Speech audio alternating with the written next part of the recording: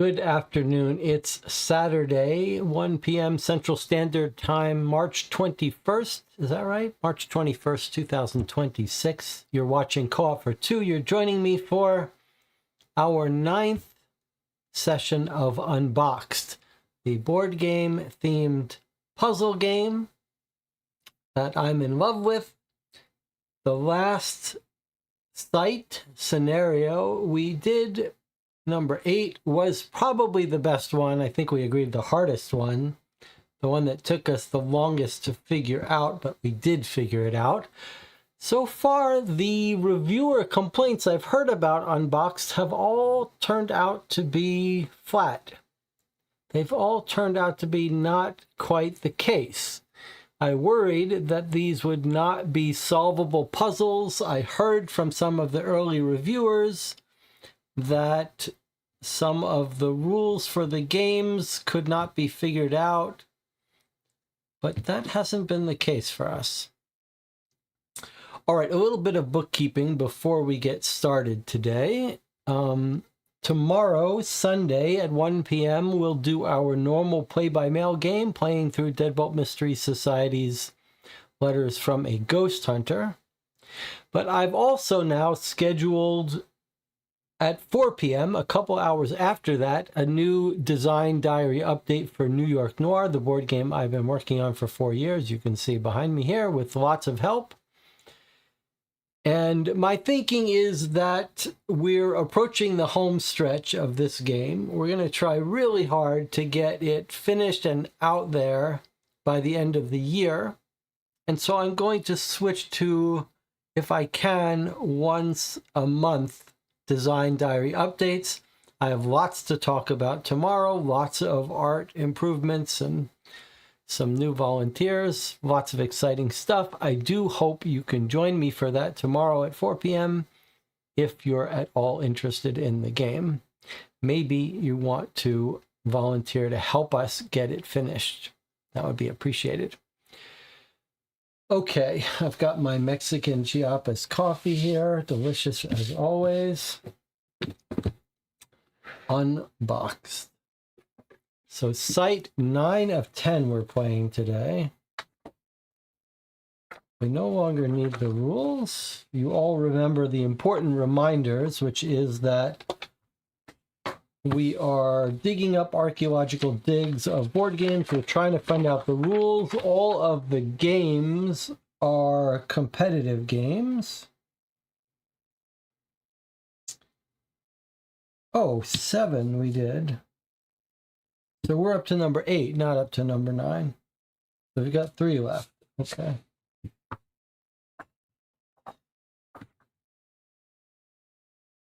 So the last one we did was Site 7, the Charioteers. Okay, let's get our materials out.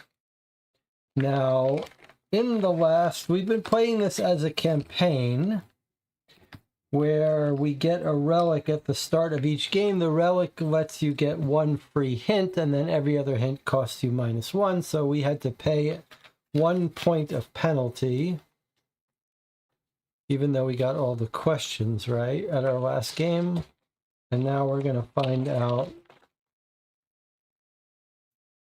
what this next dig is about. Here we go. Number 8. Now, you don't have to play these in order, so if you're just joining me for this for the first time, that's okay. Make a little more sense if you watch these from the start, but there isn't a continuing story to worry about. You can only play these scenarios once, so if you think this game might be for you, you might not want to watch this. You might want to go pick this up for your own group and then watch these after you play it.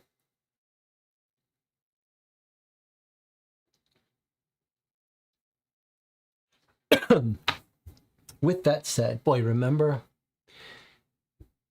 everyone's got their little tics and stuff. Like, I can hear my voice does this little bit of dehydration or whatever, but then there are some YouTubers that are like always snorting, and I don't know how any of you put up with any of it. I don't know how any of us put up with humans. All right. Oh, look at that. That does not seem like it's in proper focus. What's that all about? Which camera is that? That's the close-up camera got jostled. All right, let's see what we can do here. So I don't keep my cameras on autofocus. I don't like when the autofocus goes in and out of focus. I've got Panasonic Lumix cameras. They don't have great autofocus. They're a little slow. So all my cameras are on manual focus, but I autofocus them once and then they stop. All right. Anyway, Dig Site 8, The Warrior's Trial. As we go further into this book, more and more questions we have to answer. Though the pigments that once painted the urns here have faded with time, the images seem to tell of a hero struggling for glory.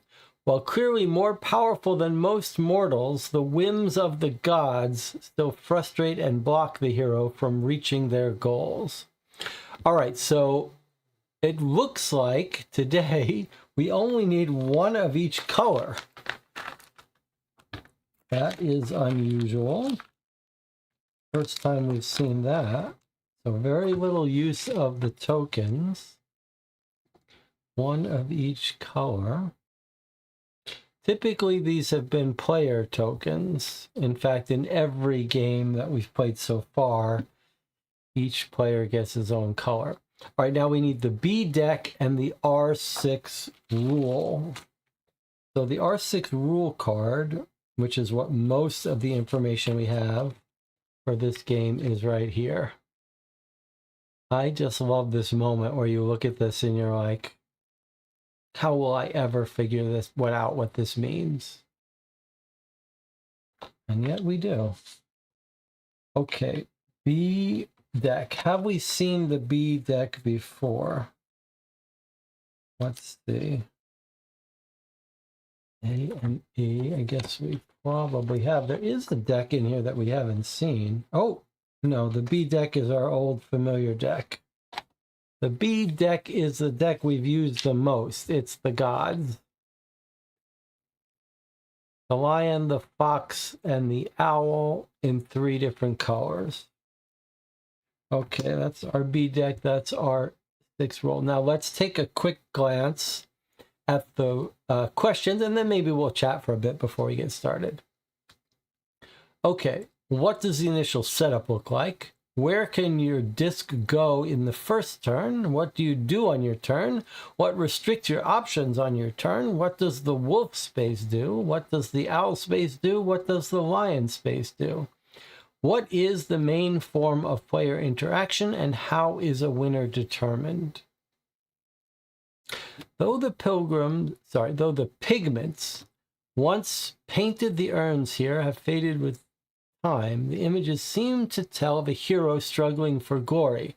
While clearly more powerful than most mortals, the whims of the gods still frustrate and block the hero from reaching their goals.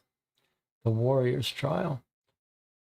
All right, before we get started, let's see how everyone is doing. Begona Romero is that a real name? It doesn't seem like a real name. It seems like there should be a tilde on the N and an I. Begona. Nelson is here. Nelson joined me last night for a playthrough of Until Proven Guilty, Thirst for Justice, a legal mystery, choose your own adventure court case game. That was good. It wasn't perfect. It had its flaws, but you might want to check that out. All right. If no one has any projects they want to talk about, I know Teresa got a new TV. Okay. So we're very familiar with the B card, so everything for us really comes down to this instruction card. All right, let's see if we can understand what's happening here.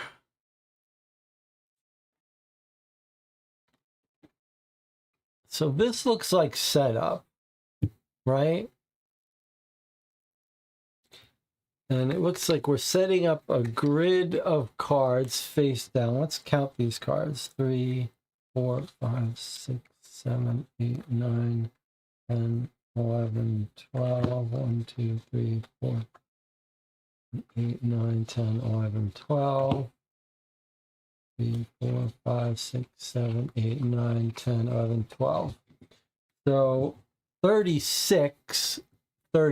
So this is a full grid of these B cards.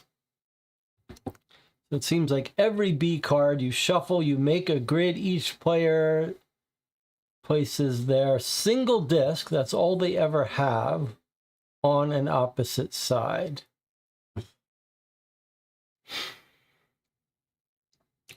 Typically, this is a divider, like you could do this or this.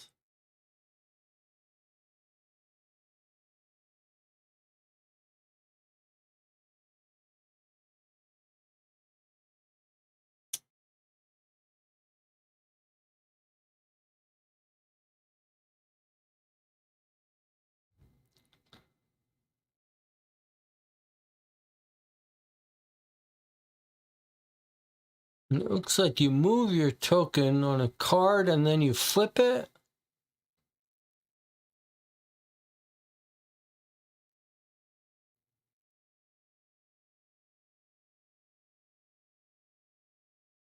Flip it equals X. What is that?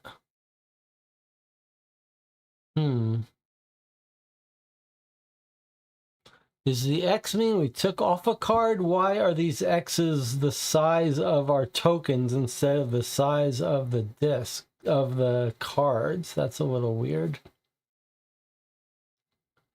And then look again here. See how this is on one side of this card rather than in the center? These cards have two things on them. So I'm thinking that this is saying like your token is on one of these people, although this is the face down. Okay, whims of the gods. Maybe you choose whether to go here or here, and then you flip, and whatever you've chosen becomes an X or something. Okay, set up. This is weird. This seems like it's telling you how to make your moves, but all right, I don't quite get it. Now, what is this about? So I see fox, owl, and lion. It looks like 3 rules. And from our questions, what does the owl space, lion space, what does the owl space do? What does the lion space do? Where's the fox? Fox isn't mentioned.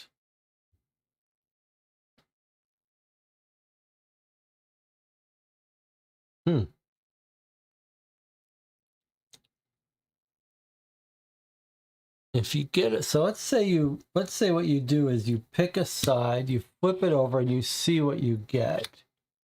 If you get a fox,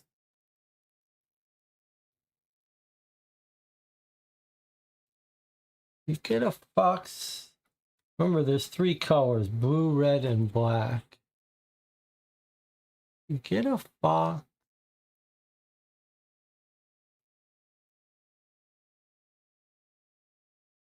and it's blue or red, something happens, you flip the card over.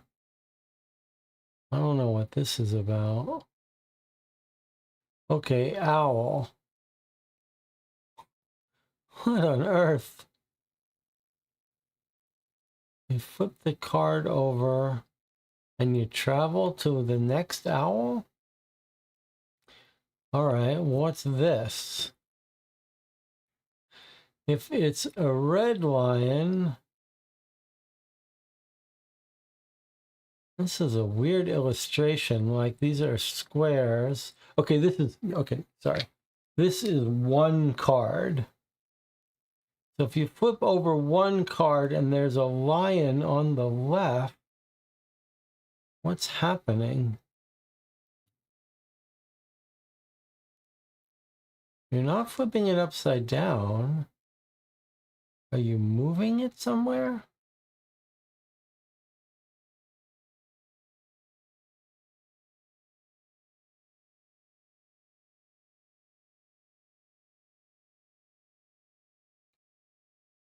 Whoa, this is weird.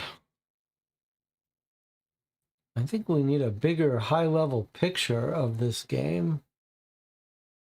Let me look at the questions again. Initial setup. Where can your disc go on the first turn? So it looks like the first turn, when we set up this grid, has some special rule. Makes sense.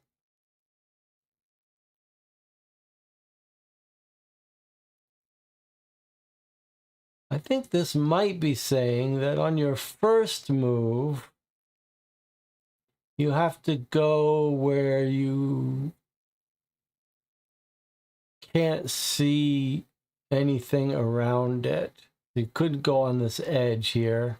There has to be a possible space on all four orthogonal directions.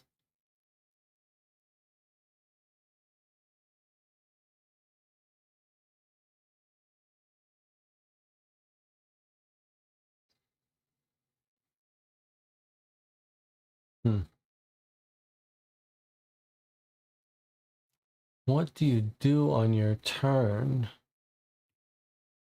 What do you do on your turn? Is this telling you what you do on your turn?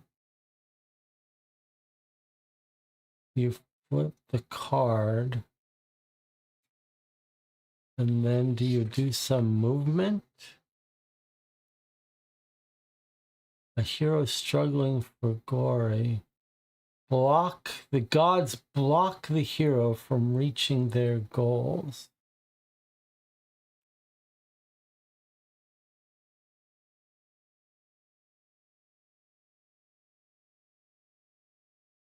I think an owl lets you travel to another owl. I think what's happening here is we're flipping over cards.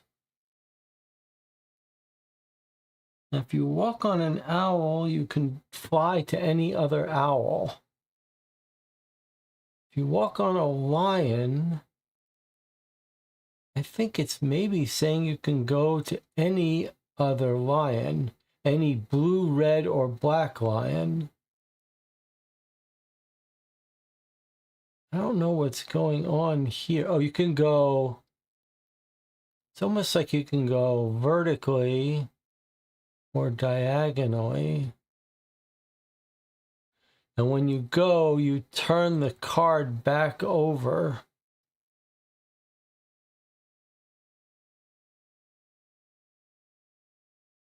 So the feeling I'm getting for this game, I don't know if they start all face up or all face down, but I am getting the feeling that this game is a game a little bit like, what's the Arabian themed game where as you move, you pick up things and deposit things? Seven. Does anyone know what game I'm talking about? It's quite well liked, a little bit brain burnery for me. But I'm getting the feeling of a game where you're moving, and as you're moving, you're landing on things which you then use the power of the thing you land on. You're flipping cards. Looks like if you're on a red lion, you can go to any other lion diagonally. Maybe it's like checkers, like you can only go diagonally one space away. And you're flipping cards as you do.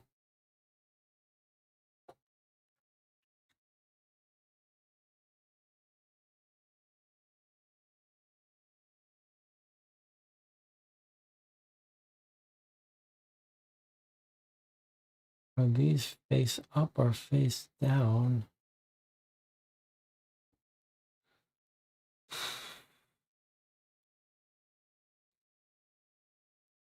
What do you do on your turn? What restricts your options? What does the wolf space do? What does the owl space do? What does the lion space do? What is the main form of player interaction? How do you decide a winner? Okay, so let's make some observations rather than try to solve things.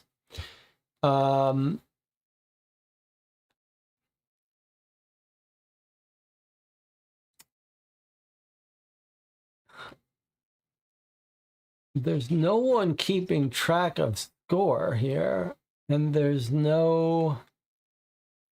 only one token, so clearly you're moving around the board. Does this mean you get to take this card, or you just flip it over? But how do we know that you own that card? Or maybe that's not the point.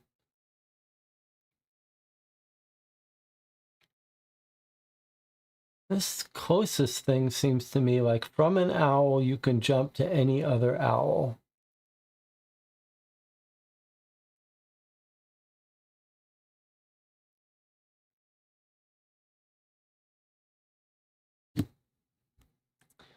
From the fox, or what they call the wolf,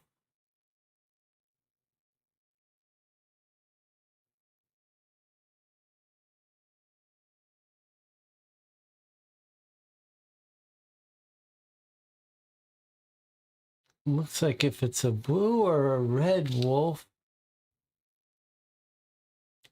if you're on the, is this specific color? If it's only the blue owl, if it's the blue owl, you could go to any other blue owl.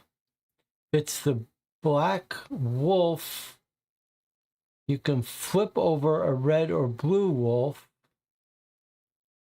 I don't know what this is trying to say. This is trying to say you can't flip over. I don't know why this is multicolored. The only other color wolf we have is yellow and black. No, I'm sorry, there's no yellow.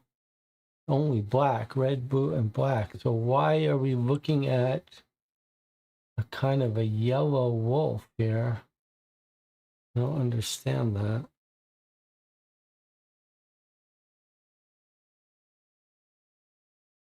However, the basic action is this flip action. That seems to be key. Like, we've got to understand how this flip action works.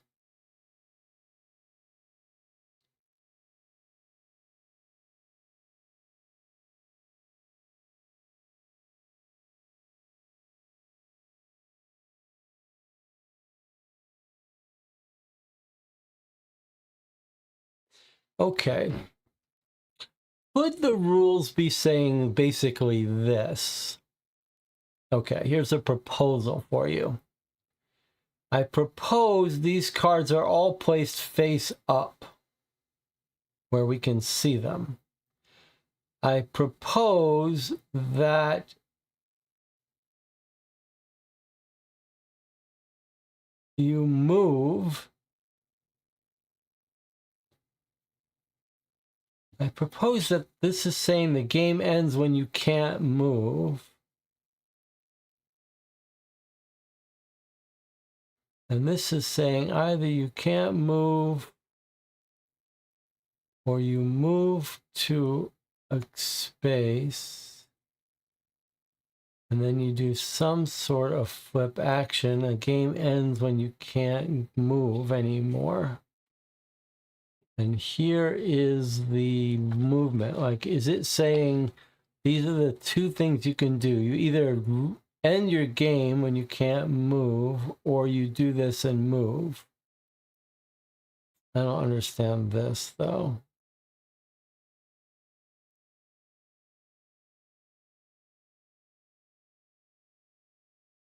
Maybe this is starting position. Anyway, you move, and then you flip something based on where you move. And then, so depending on who you land on, you do something that requires you to flip over a card, and you lose when you can't move. That's when the game ends. And the winner is the person who can keep going.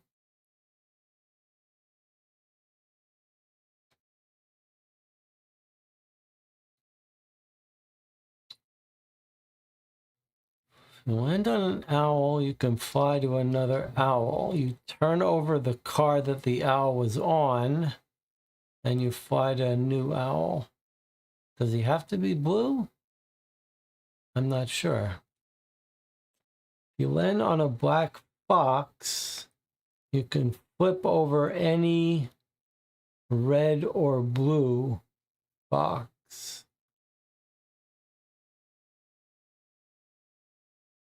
You can't flip over a fox that someone is on top of. You can't flip over a different color fox. And then if you're on a red lion, then you jump diagonally onto another lion of any color, flipping the card you pass over, diagonally or orthogonally.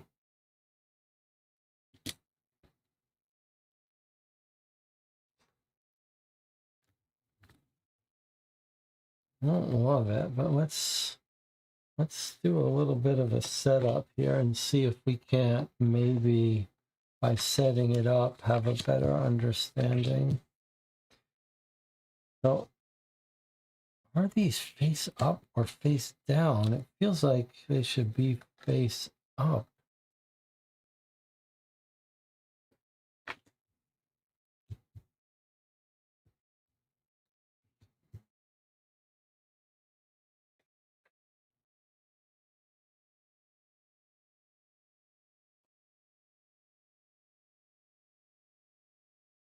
I wonder if these should be face up.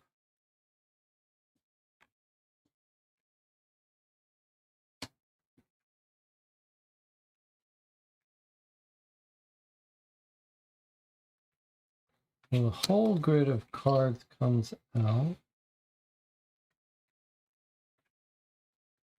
I think they probably should be face up.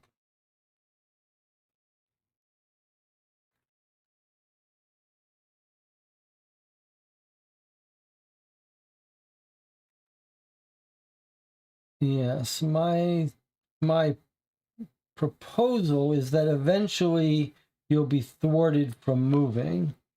So I think if that's my theory, then the idea is these are all start out face up. And this one takes a bunch of time to set up. Well,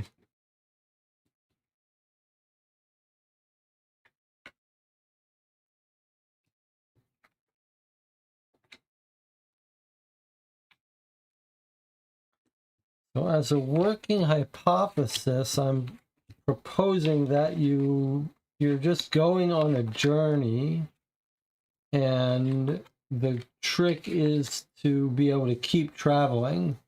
And when you can't make a move, then you're out, and then the last one standing wins. So let's imagine now purple goes. You have to pick where they start. This seems to be saying something about where they start.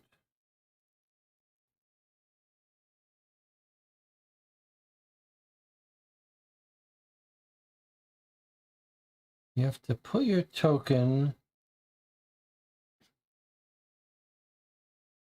No, let's just start out somewhere. Let's see there. No signal for actually moving, so maybe this is the only way you move.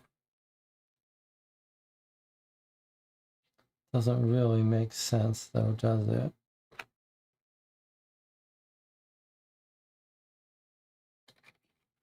Because my claim is if you were on a black box, do these colors matter? Presumably. If you're on a black box, you could now flip over a red or blue fox. So here is a red fox. I could flip this over. Why would I want to do that? Well, maybe if someone else was going to be near that or use that. If you're on a blue owl, I claim you can move to any other blue owl. You can jump around.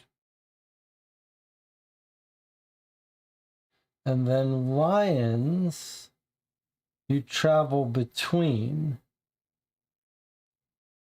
So if you're on a lion, you can go diagonally to another lion, flipping this card in the process.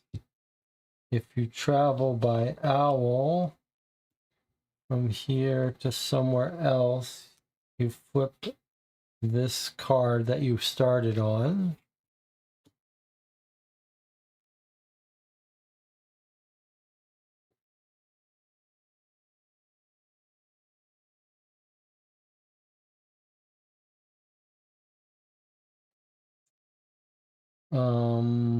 But then surely you have to have a way of moving.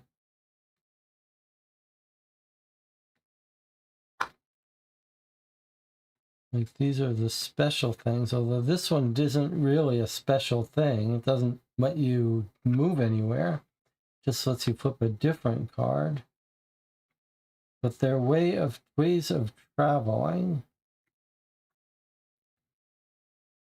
Maybe this is just saying, hey, this is a normal movement you can make. You can go north, south, west, or east. So I could, on a normal turn, make one move here, make one move here, make one move here. Maybe you're trying to get to the opposite side. Is that the goal? If you're on one side, get to the other side.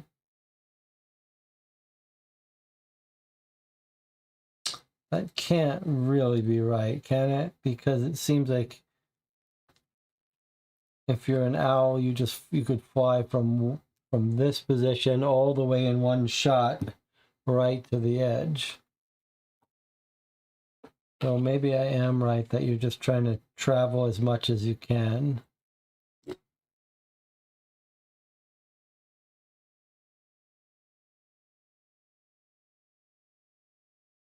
Travel from owl to owl, flip over a card. So cards are constantly being flipped over.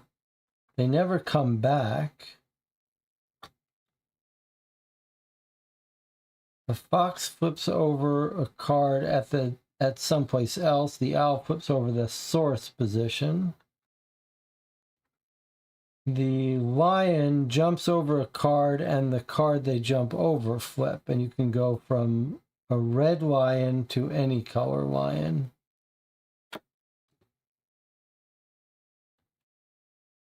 Doesn't seem like much of a game. And then what is this saying?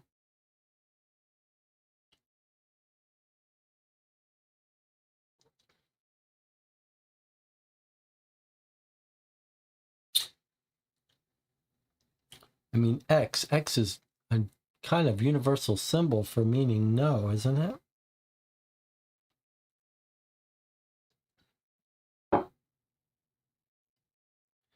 So is this saying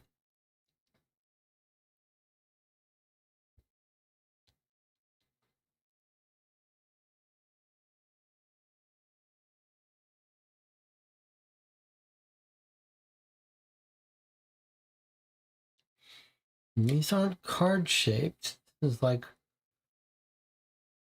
whatever position you're on.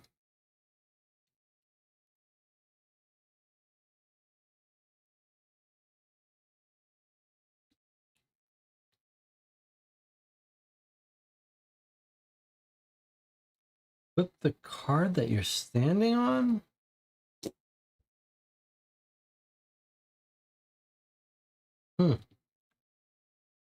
Wow, this one I feel weird about.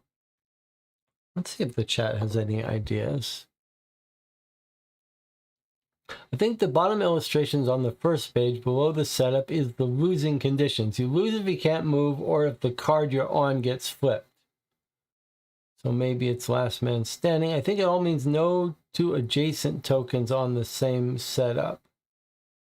Cards should be face up. You turn over cards to block others during gameplay. That's pretty consistent with what we've saying. I think it would be neat if games made up ancient icons. Okay.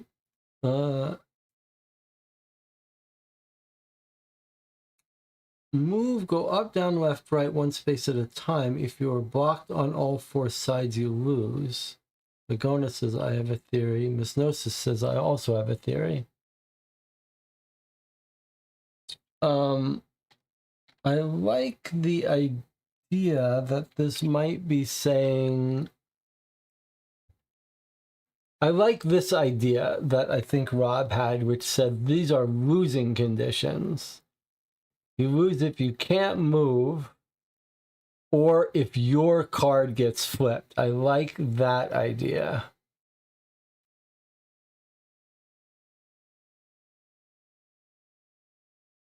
Then you lose. Then it's bad. Bad. That doesn't tell us how you play, though, what you do, other than this. Okay, but what if that is the rule? What if we're meant to assume implicitly that you can move orthogonally? And so this is saying, well, if you have no move, if you have no move, or your card gets flipped, then you're out. Okay, I like that idea. But does that mean you can never stop on a blue or red fox because someone would flip you?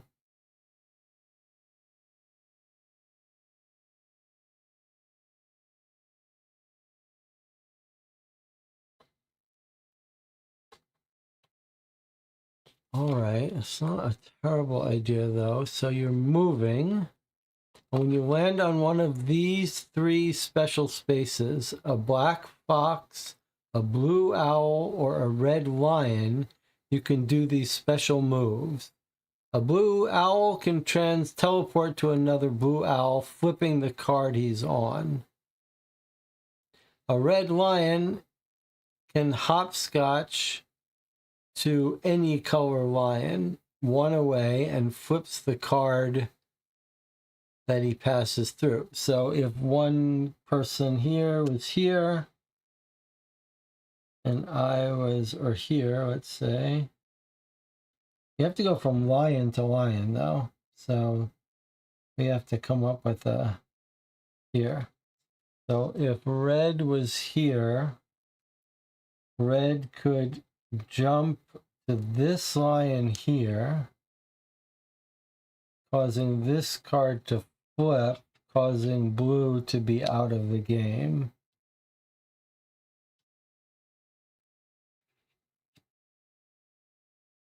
But we're also saying that we think you can move orthogonally, even though the rules don't say that. The rules also don't say what the initial position of your token should be. But maybe it's the classic thing where you can start anywhere on your row or column. So purple could start anywhere on this column. That would be fairly standard.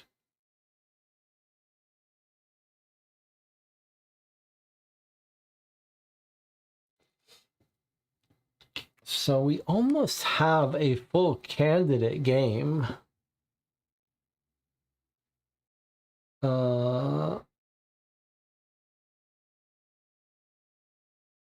you're moving. You're trying to block other people off by flipping the cards near them.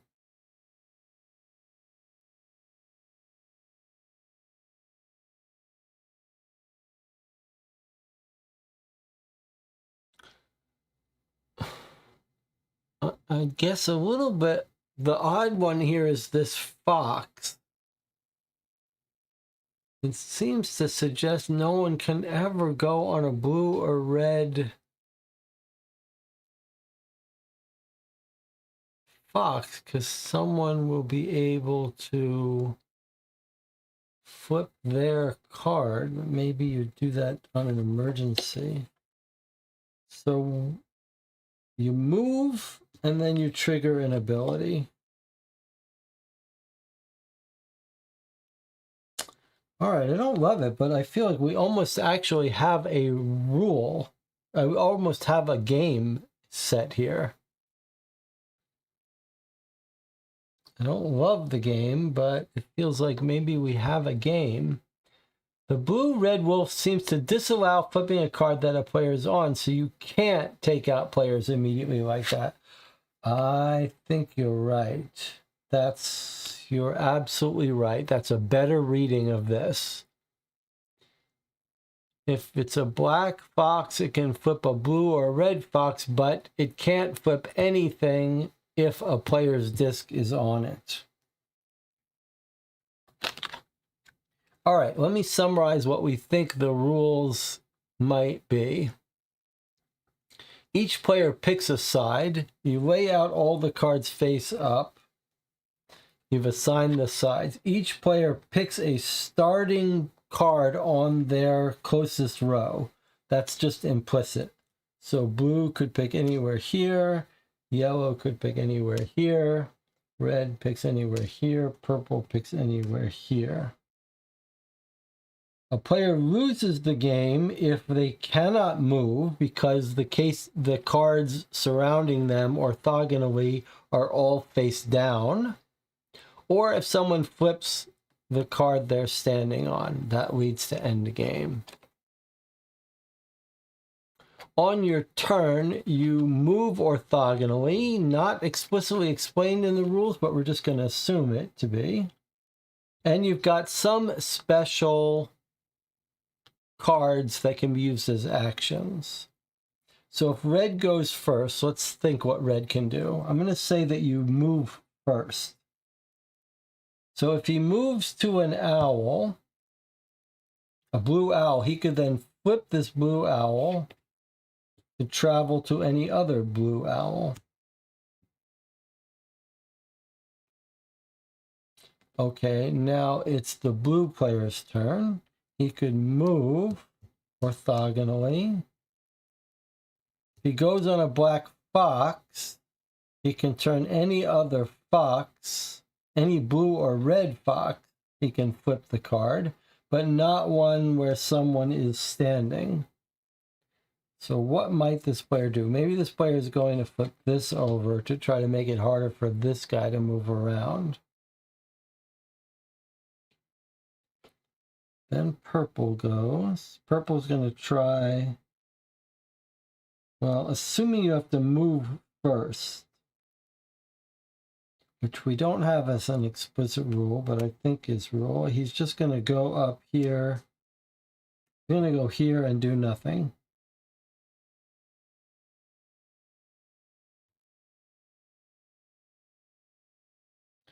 What's to stop you from just going back and forth, though?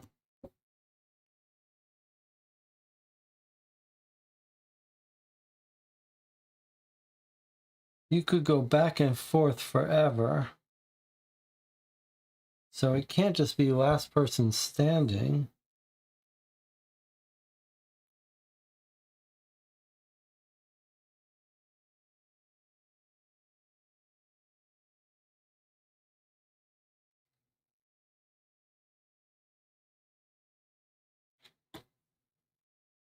Is this saying something about how we have to flip over our current card?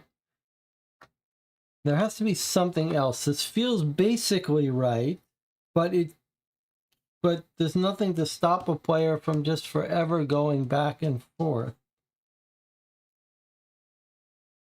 Or back and forth across cards. No rule says that.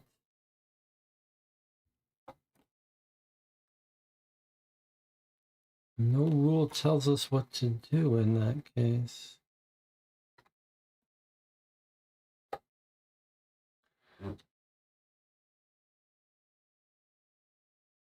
It does feel like with the other rules, you could bounce around flipping cards. Might the rule be that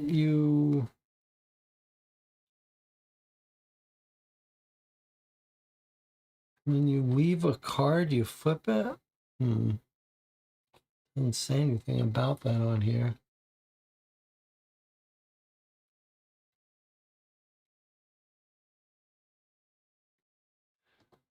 I think players all start the game outside the board. Their first move is to enter a position on their side. Okay, well, that's fine. That's fine. That still doesn't answer our hard questions, though. Let me see here. What does initial setup? Where can you just go on the first turn? What do you do on your turn? So we don't really understand what do you do on your turn, whether it's move orthogonally or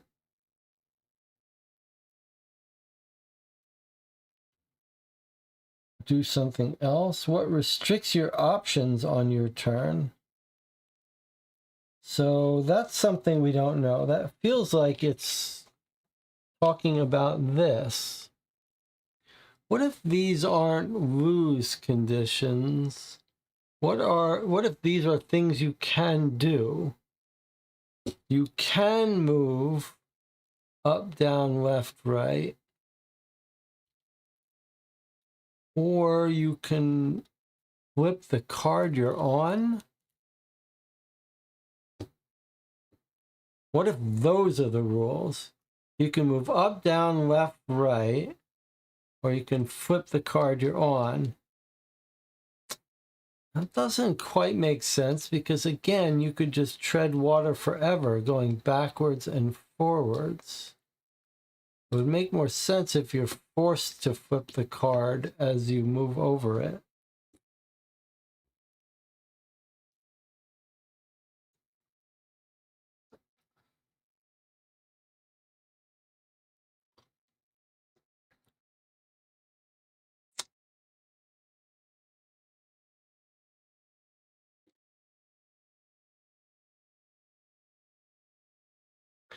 What restricts your options and what do you do on your turn? These are still mysteries to us. What's the main form of player interaction? It seems like the main form of player interaction is flipping cards with these special powers to make it harder for your opponents to move.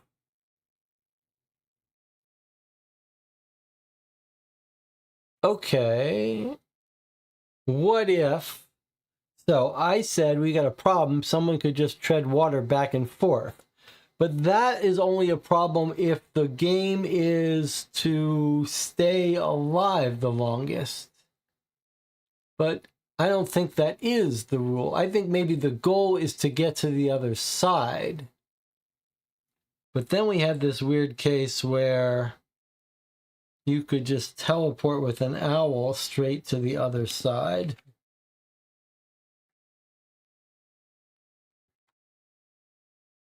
What if this doesn't let you go to any owl? What if this made you go on a straight line to an owl?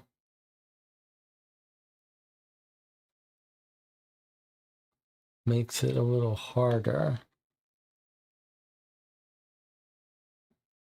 Still feels like someone could get lucky and have an owl at the start of their row and at the end of their row.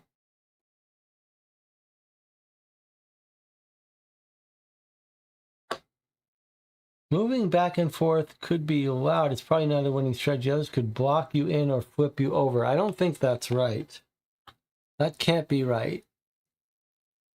If you could go back and forth, you could easily get into a position where no one would have the ability to flip you over. So it's either that you can't just go back and forth or that the goal is not to just survive the longest. So if the goal is to cross the river, It's called the Warrior's Trial. If the goal is to get across, then you don't have to worry about people standing in place. You're just playing a game where the players are trying to impede each other. Maybe this isn't fly to another blue owl. Maybe this is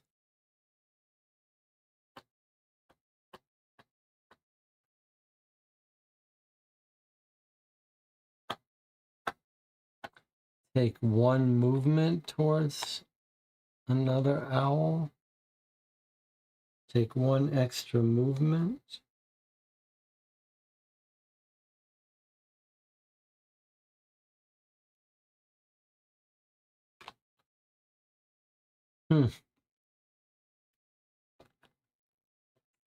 Agona agrees. The owl cannot just be a teleportation. It's too easy.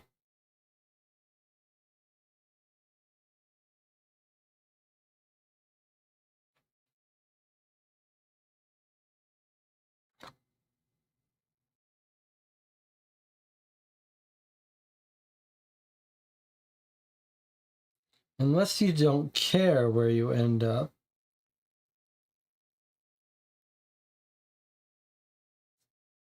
Unless you're not trying to get all across the finish line.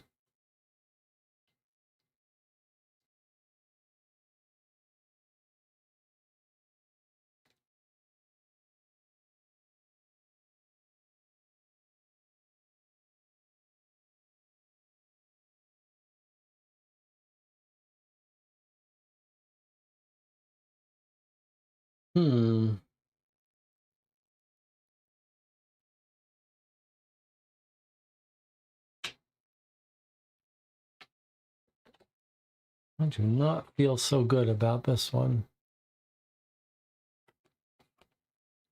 I think maybe we may need to take hints early in this game. This one just feels too underdetermined.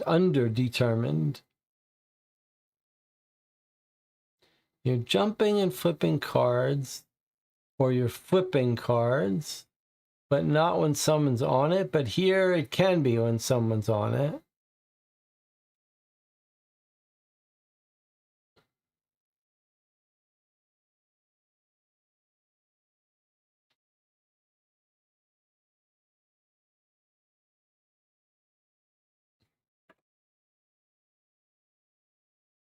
I mean, note that the owl thing can't be done infinite number of times. Every time you use an owl ability, one of the owls flips over. So it's just a limited number of times you can use that owl. What are you trying to do?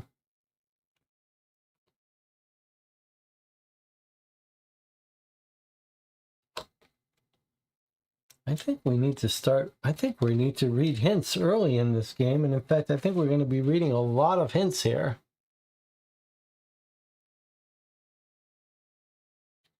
I think I'm going to have to read one of these hints right away.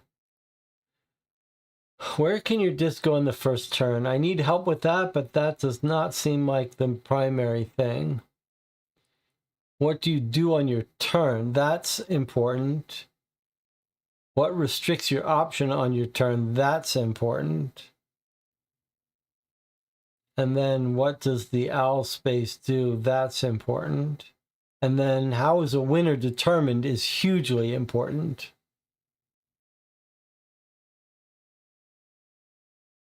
So I think for me, 78,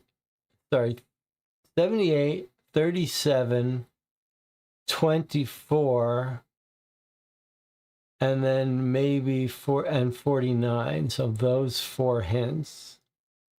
I think the one I'm most interested in is how is a winner determined? So we're going to use that hint. We're going to use up all our hints in this game for sure. All right, so I'm going to use our first hint. I am going to say, how is a winner determined? I want to see if it's getting to a certain place, eliminating all the other players, or being the last person standing?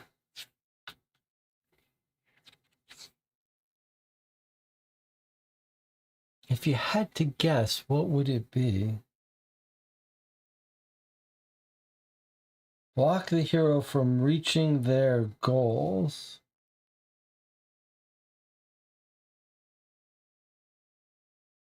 There's no mention of how much points these cards are worth or anything. Doesn't look like you're collecting these cards. All right, I'm just going to read this. How is a winner determined? All right, let me read it privately and tell you what half sentence hint we get. Outwit, outplay, and outlast.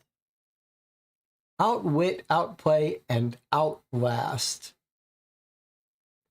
So it does sound like it's the last person standing.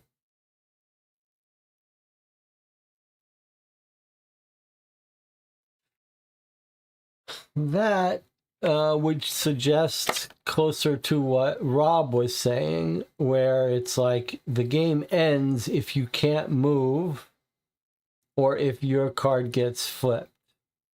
So the main trick is to flip cards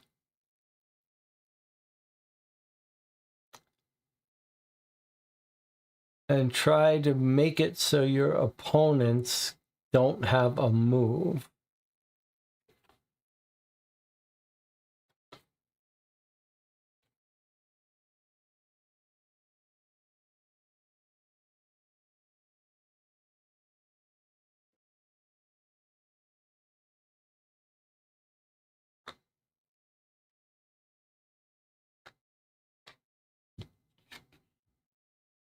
Then they're outwit, outplay, outlast. Okay, last person standing then.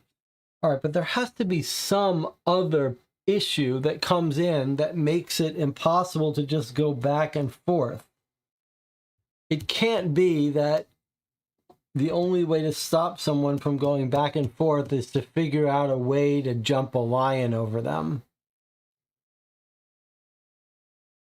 And right now, that's basically the only way to do it.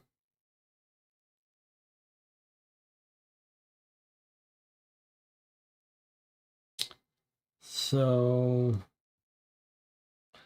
what other hints do we have? What restricts your options on your turn? What do you do on your turn? I think we're going to need to take all these hints. You got a preference? You want to see the owl hint first? All right, let's do the owl hint first. What does the owl space do? 49. Am I going to the hints too quickly? 49 says, flock to another similar owl. Okay, well, that sounds like teleportation.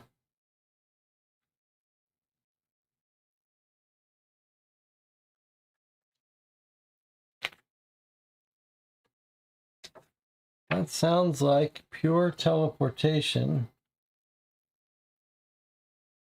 It sounds like a blue owl can go to another blue owl, to any other blue owl, flipping the card. Notice there's a limit to how often you can do it, right? Because every time you're doing it, all of these cards have limits, except for the lions. And that's because every time an owl is used, one of the owls flip. Every time a fox wolf is used, one of the wolves flip.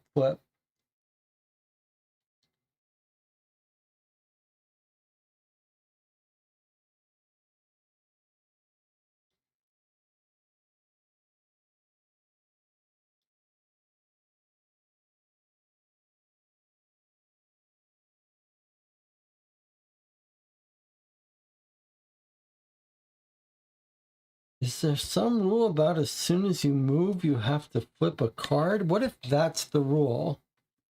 What if this is saying, hey, every time you move, you have to flip your card?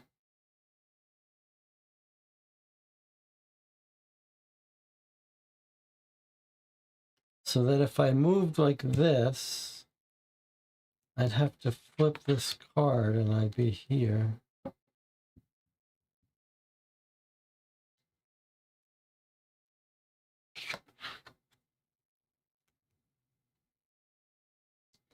Let's take another hint, but like we're gonna have to start keeping track of all our minus ones. All right, so we just took a second hint, so we get a -1. Put that over here.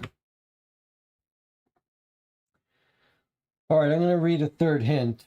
What do you do on your turn? 78. Your opponent is over there. Pray you can best them.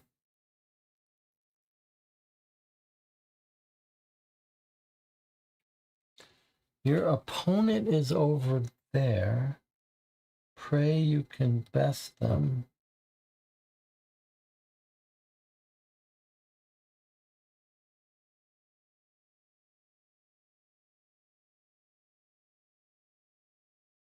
Does that mean you're trying to get to the other side, not outlast and outwit? Or is it just saying pray to the gods to beat them, which is not giving us much information?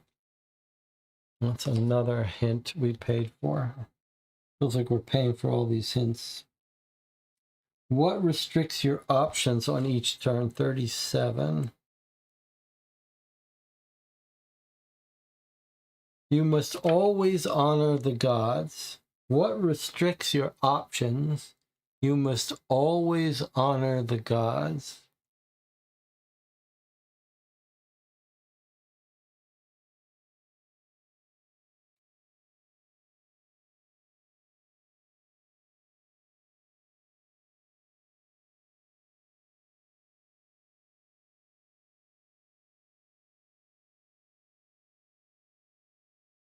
All right, here's an idea for you. What if you must always honor the gods? All right, what if this color is not explicit? In other words, what if it's saying that every time you land on a fox, you have to flip a fox of a different color? Every time you land on an owl, you must flock to an owl of the same color. Every time you land on a lion, you must hopscotch to another lion of any color. So it's not just blue owls that do this, and it's not optional. Every time you land on anything, you must do its thing. And if you can't do its thing, you lose.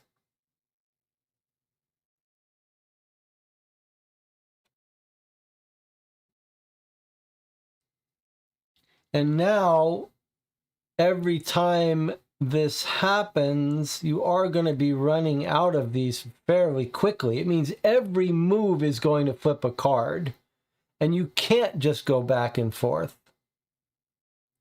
Don't the small lions have multiple colors? Yes, but I think it's saying from one lion, you can go to any lion. From one lion, you can go to any lion. But it's not necessarily only red lions. And this is not just blue owls and not just black foxes. Now, every time you move, you're guaranteed to flip a card unless you can't break the rules, and then you're not honoring the gods.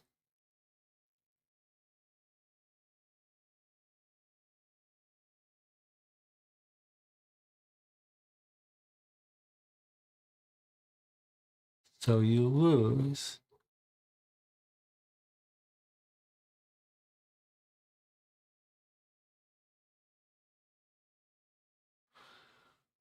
Rob is saying the reason he doesn't like this as a theory is that then this icon should have an any color lion to say explicitly any color to any color.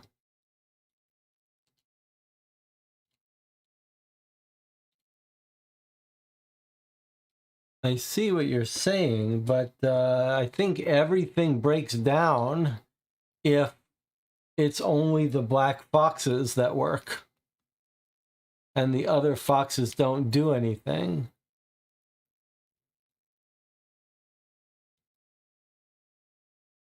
That doesn't really make a game.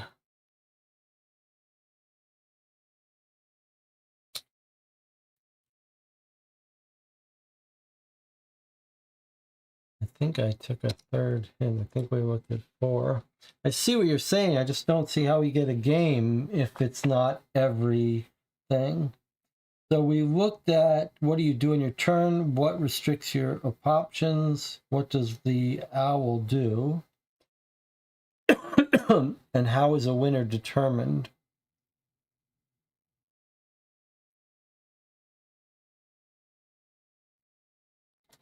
$37.78 I read though, so you must always honor the gods.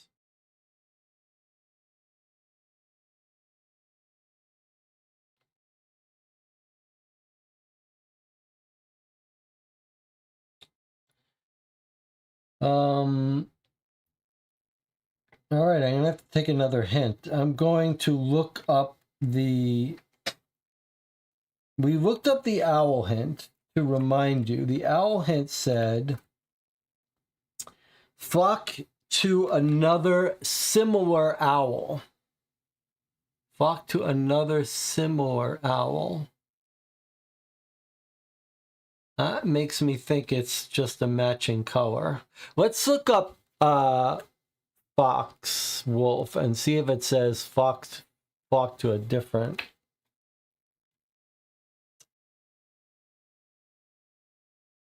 Wolf, what does the wolf space do? 85.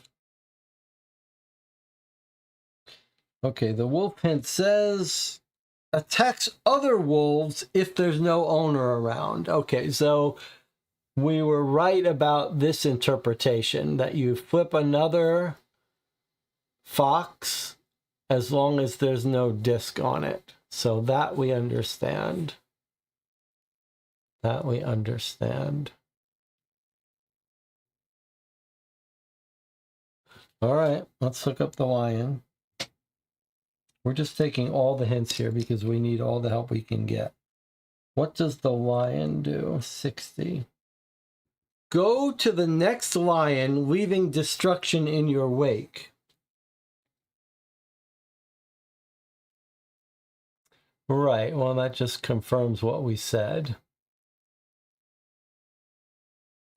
No mention of color limits, though.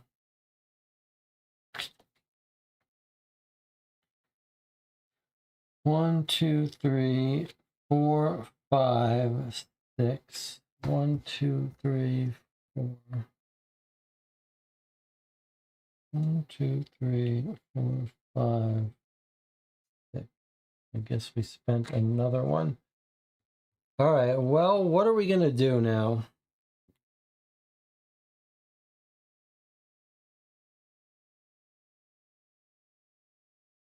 You think we have the rules, huh? But you still disagree? You think only the blue owls travel? I think we're going to read the rest of these hints because we need all the help we can get with this one. I'm going to look up what...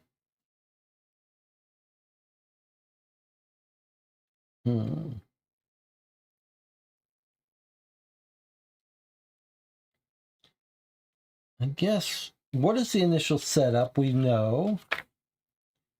Where can your disc go on the first turn? We're just assuming that you go somewhere on your starting row or column, right?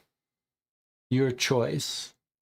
Or it could be you go on one of those two in the center. I guess it doesn't really matter. Or you could go randomly anywhere. I don't think the rules say it. So maybe that's not going to help us. However, what is the main form of player interaction? We think the main form of player interaction is just flipping cards over to block people, right?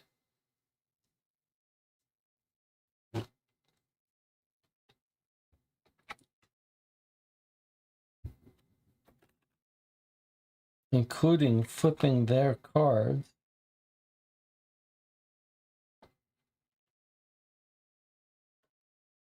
All right.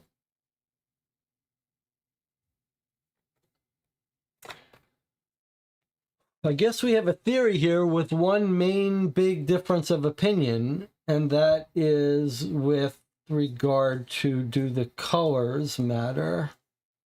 Are these rules only rules for blue owls and black foxes, or are they just saying you go to the owl of the same color, a fox of a different color, and lions don't matter?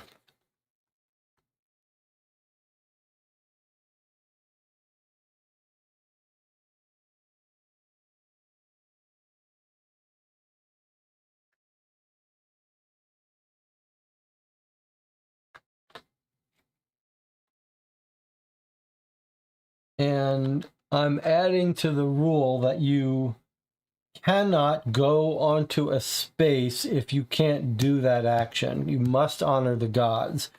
So that's what keeps you from going back and forth. Like if all the owls are gone, you can't walk onto this owl space. And similarly, you can't walk onto this lion space if you can't perform the lion jump. So that's what keeps the game from going forever. Eventually, every move flips a card. Every move must flip a card. So eventually the game will end. It's just a matter of who can outlast the others. All right.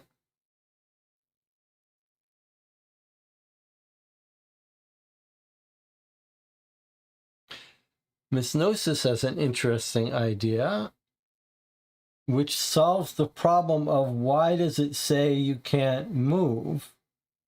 Why does it not have a rule for moving?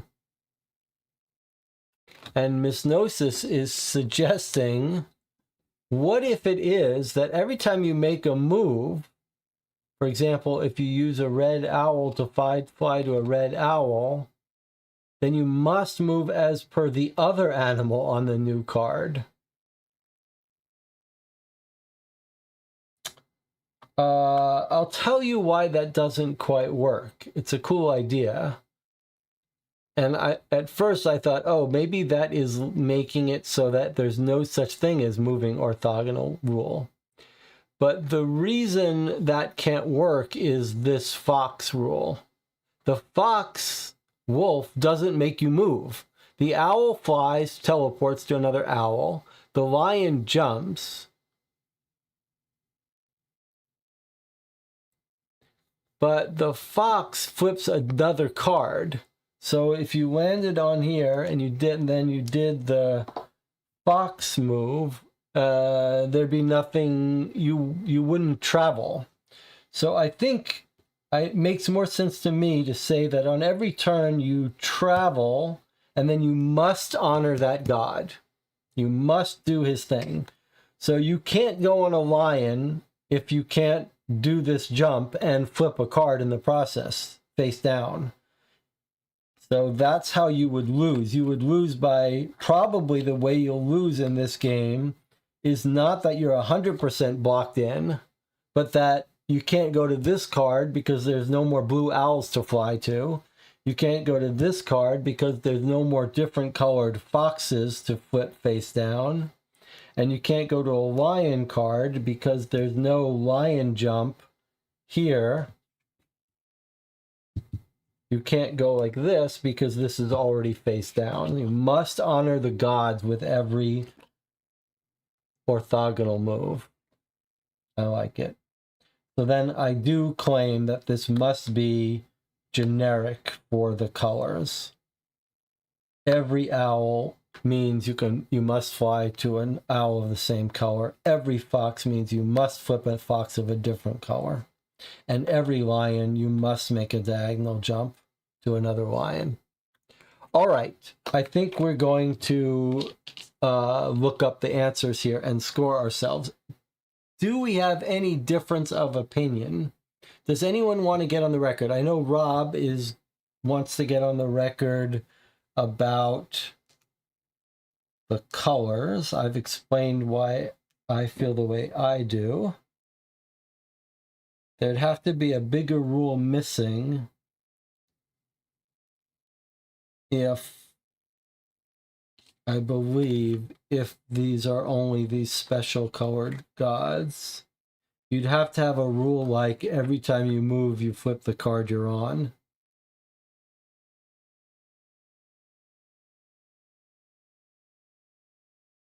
That would be an alternative rule, but I see no evidence for that at all. And we have our hypotheses about initial position being anywhere on this row. All right, I think we're ready to answer, but let's see if anyone disagrees. Okay, I'm on the record about the colors and the lion not moving you. I think you move to a new card every turn, so each turn a card is flipped so that the board becomes smaller and smaller. Eventually, there's only room left for one player. Begona says, I feel like we're missing something, because with 36 cards and 4 players, it feels like this is an express game. I claim every move is going to get rid of a card.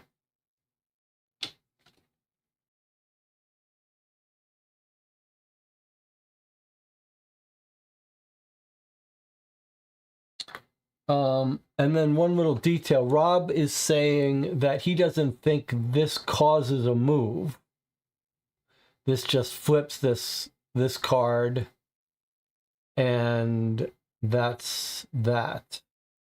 I guess I'm agnostic about that, whether you fly with the lion or not. I am agnostic.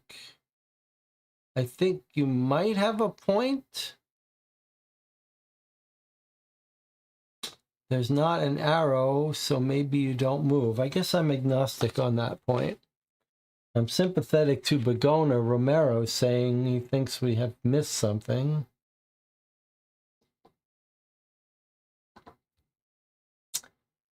But I'm okay with it being an express game. Miss Gnosis says, I think you move to a new card every turn, and each turn a card is flipped.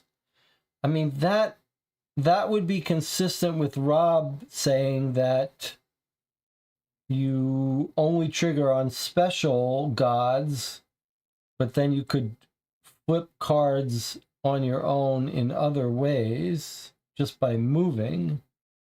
I just don't see any sign of that. Unless that's what this is. But I think it's much more likely that this is telling us about end you lose. You lose if you can't move, and you lose if your thing gets flipped. I think to me, that seems more likely what this is saying.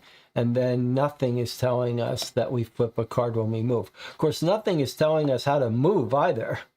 But Rob is making the case that this is implicit in this. All right, I think we're ready to answer this. Is everyone on the record with their objections?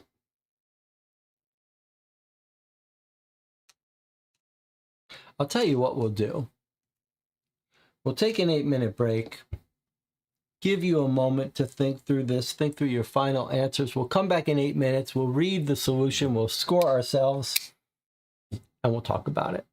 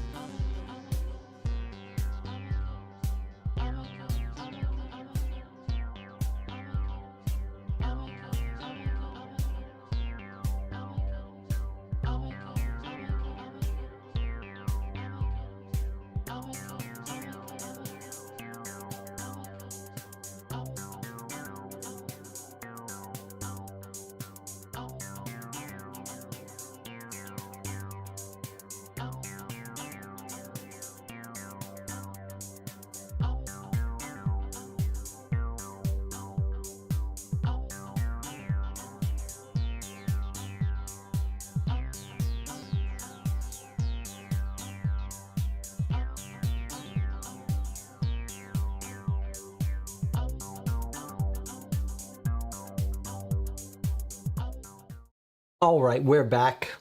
Let's see how the chat is doing here. Okay.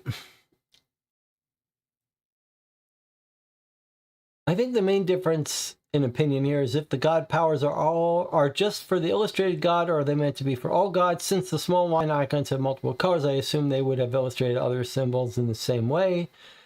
But I guess it could be crappy rulebook design. I would vote all colors in crappy rulebook. I'm sticking with my single color interpretation, but I wouldn't be shocked. It's going to be a very quick game if all colors are in play. I think, Rob, you have a different problem if the colors are specific. And that would be that most of the locations would have no god effect. And that would lead to the ability to walk forever back and forth on cards that don't have any effect to trigger. That's why I'm convinced every god on every card has an action you must perform.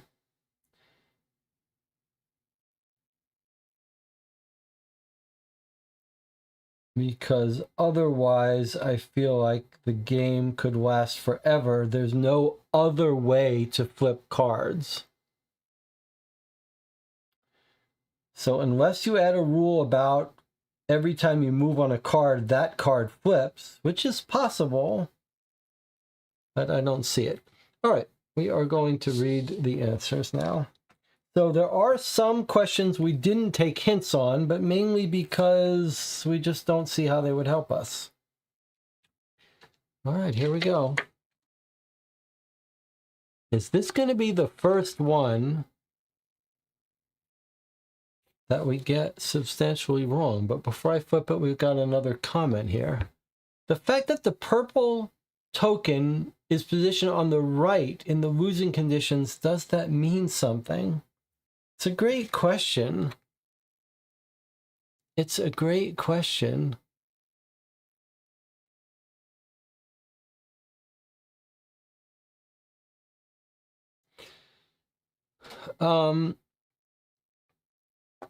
Yeah, we don't think so. We think that you're just on the left or the right. You have to be somewhere. And if you're on the card and it flips, you lose. That's how we're reading this. These are losing conditions, which is a little unfortunate because it feels like the next rule should be how do you move. I miss not having that, but I believe it does make sense to talk about these are the two ways you lose the game. You're on a card that flips, which is only the lion, and you can't move. So I think that's right. And we don't think there's a hint that would answer that for us, right? So here are the ones we didn't take hint for. We didn't take hint for initial setup because we think we're pretty confident about that. Where can your disc go on the first turn? It seems logical for us to take a hint to that. We're just assuming that you go anywhere on the first row or anywhere in the first two spaces on the first row. And then what do you do on your turn? We did look at that. We looked at that. We looked at that. We didn't look at this. What is the main form of player interaction? We did not look at that. And that's because it seems to us that the only interaction even hinted at is flipping cards to try to block the other player. So I think we're right in not taking more hints. All right, here we go. Well,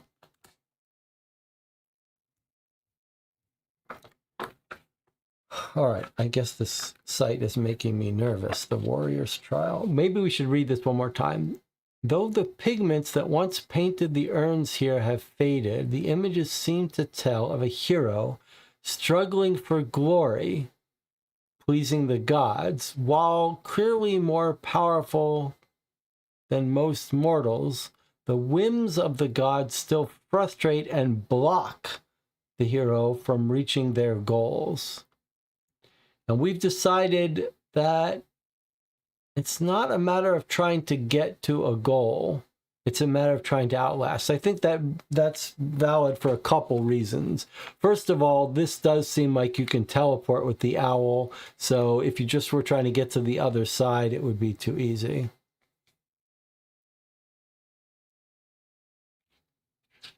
All right, here we go.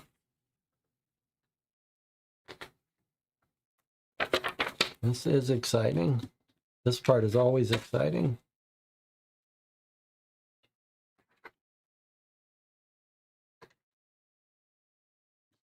Okay, dig site 8, the Warrior's Trial.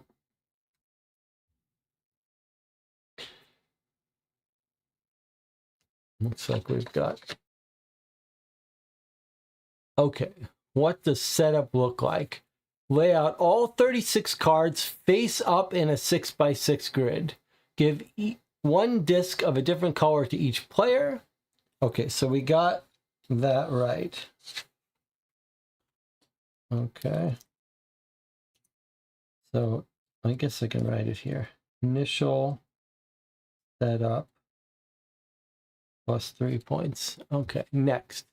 Where do you place your disc on the first turn? Here's the part we took a leap, and we could have gotten a hint about this if we weren't so greedy. On any outside space on the side closest to you. Okay, so we were right about that. That's just classic board game domain knowledge. Next question. What do you do on your turn? Move one space orthogonally. Activate the God space you enter. Okay. So that sounds like we got that right. Is there more to it? I think this is going to say if you can't activate the God, you lose. But okay, I think what do you do on your turn? We got that right. You must move orthogonally, and then you must trigger a God space, the God. What restricts your options on your turn? There's no valid target for a God ability. You must select a different space to move into. Okay, this was the key idea. You always have to trigger a God. You cannot walk onto a space if you can't trigger that God. Flipped cards also block your movement. Yes, that was assumed. All right, so what do you do on your turn? And then restrictions. We also got that right.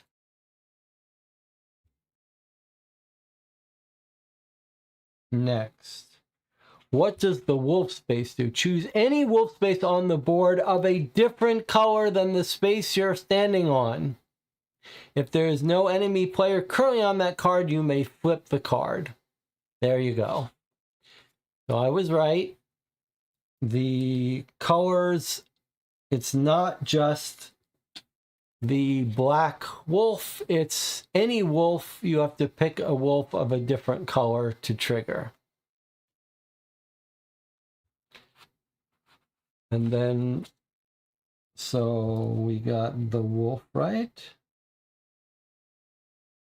Next up, what does the owl space do? Move your disc to any other owl space of the same color, then flip the card where you were at. This is exactly our theory. This makes a game because every God you step on, you must trigger. That means you will flip a card. Every turn, a card will flip. The game will eventually end. You will eventually have no move to make. What does the lion space do? If there is another line space of any color, 2 cards orthogonally or diagonally away, you may move your disc to that space and flip the card in between the origin and destination. You can still do this move even if the middle card was already flipped. That seems weird to me. So I was right that you do move. But why is it letting you do this even if it's already flipped? That doesn't seem right. Because couldn't you then keep going back and forth? What's to stop you from keep going back and forth forever?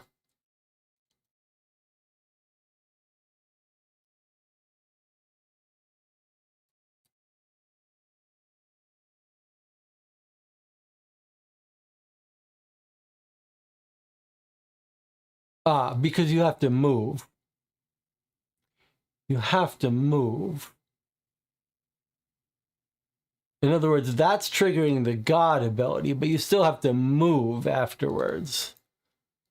That's fine. I think you could argue, unless there's an iconography here that says you don't have to flip it, but it isn't. It's the exact same iconography here.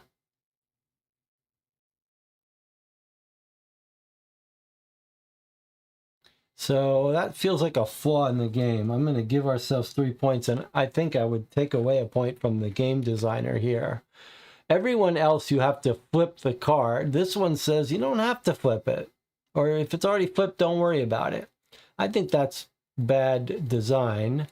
But the reason it doesn't break the game is that on your next move, you still have to walk orthogonally, so you can't reuse the lion over and over again.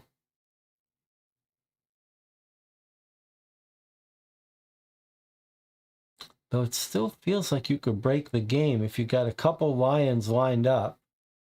You could hop between you could hop over the lion and then move to another lion, hop, move, hop. You could get in a cycle.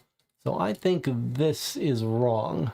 I think the senior archaeologist misunderstood this part. That's okay. In fact, I'm going to give us +1 because we found an error in the senior archaeologist's move. What's the main form of player interaction? If you can manage to flip the card underneath another player, they are eliminated. If you can force them into a position where they have no further legal moves, they are also eliminated. Okay, so that we got correct. How is a winner? If all other players have been eliminated, the last player standing wins. Okay, so once again, we have gotten every single question perfectly correct. In fact, I'm giving us a bonus point for the lion rule that the senior archaeologist misunderstood, got wrong. So our score here is 1, 2, 3, 4, 5, 6, 7, 8, 9. 9 times 7 is 27. +1 is 28. However, we took 1, 2, 3, 4, 5 hints, minus 5 hints. So our total score is 23. So here we got 27 plus 1 minus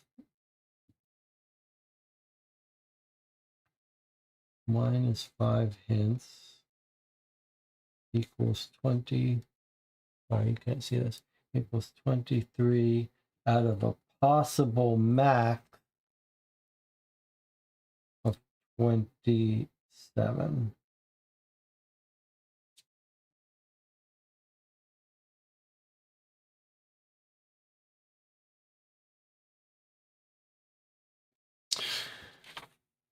Okay.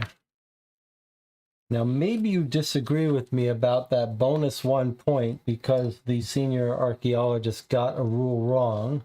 But let me see if I can explain what I mean. My whole theory was that every move you must please the gods, and that ensures that no one can get in a loop forever and just wait out the entire game. And I think that's right. But the rule was suggesting, for example, that if you were this lion on this lion space, if you move to the lion space, you could then jump to a lion. You can flip this if you wanted to, but you could also do this and please the lion god and jump here, even if this is already flipped. And now you have to move again. The problem is if the board looked like this.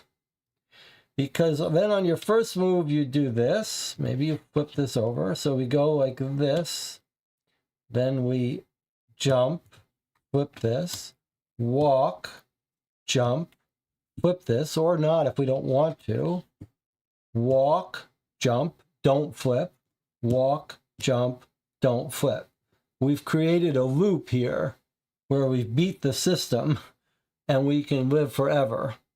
So that should be wrong. The way the rule is properly interpreted is you must always please the god. And just like this says flip a card, you must always flip a card. You can't you can't walk onto an owl if you can't fly to another owl of the same color. You can't walk onto a wolf if you can't flip a wolf of a different color. And you can't walk onto a lion if you can't jump over a card and flip it. So if this player wanted to do this, they walk onto here, they flip this and end up here. Next turn, they walk onto here, they flip this and end up here, and now they can no longer go here. Actually, they could go here and jump over to this thing, but the point is you can't make an infinite loop. All right, so is there any confusion?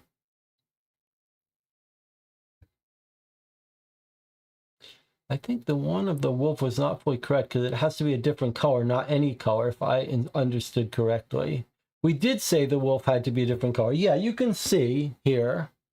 You can see here, it's a black wolf triggers telling you to flip a blue or red wolf.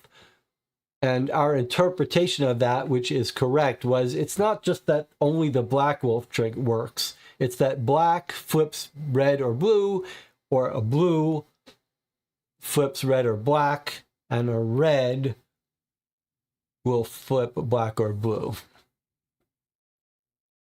Probably would have been better if they used a symbol that, you know, showed this guy, well, showed something under here meaning any color, but yeah. That's a key part of this deductive puzzle or inductive puzzle, is that we have to make these leaps of logic, assuming a very lossy, compact, abbreviated set of rules. We have to fill in the gaps of the rules that aren't explicit based on our domain knowledge of what would make a reasonable game, which is exactly what we've done once again.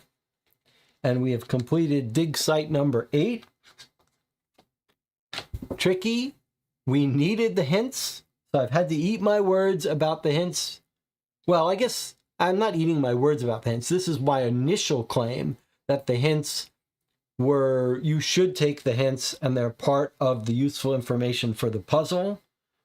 You got to give this scenario credit.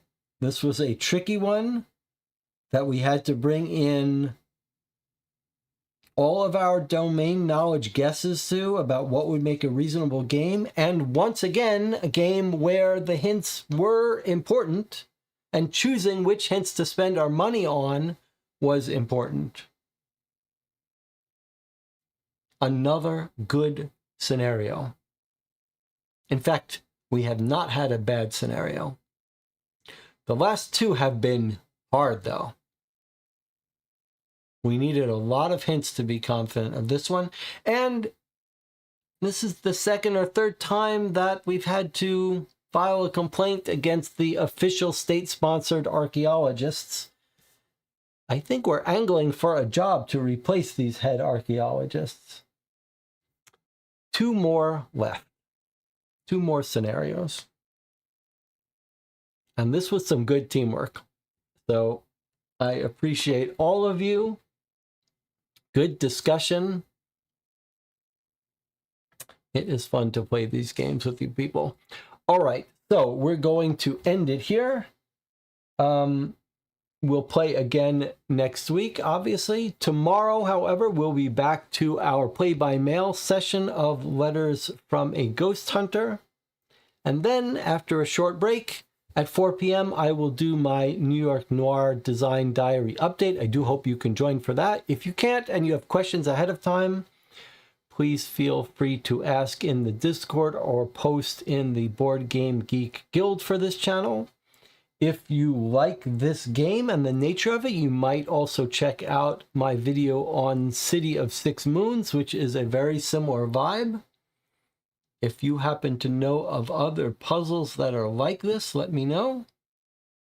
I think, as my last comment here, I think probably next week we'll see a bunch of live streaming on this channel. I feel like I'm going to sort of celebrate next week by doing a bunch of extra playthroughs. So do stop by the Board Game Geek Guild for this channel if you want to vote on or just give your opinion on what games you'd like to see played. And once again, thank you to the Patreon supporters of this channel. I hope we can all take a moment to let the Patreon supporters know how much we appreciate them making it possible to bring these games to the channel and making my life that much more enjoyable, because I don't have to think about trying to get sponsorship or anything like that. They help pay for the cameras. You can see we've got a bunch of cameras that we use today with our top-down overlay and all that stuff, all made possible by those who help support the channel. All right, I'll see you tomorrow.